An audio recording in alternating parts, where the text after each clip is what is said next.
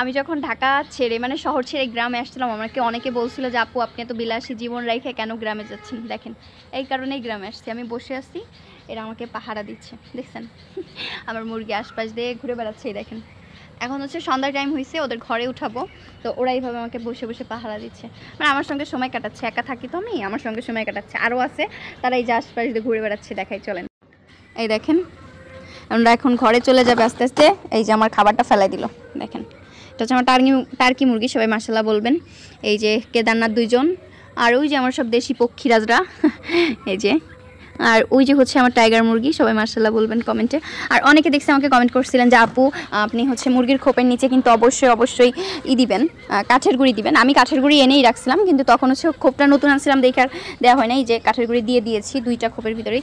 এই যে এটাও দিছি এটাও দিছি। এখন কিন্তু একটা সমস্যা কিন্তু মুরগিদের খুব পরিমাণে হচ্ছে, আপনাদের আমি দেখাই। এই যে এদিকে আসো, এই যে দেখেন ওর কিন্তু এই যে টনসিল আর কি।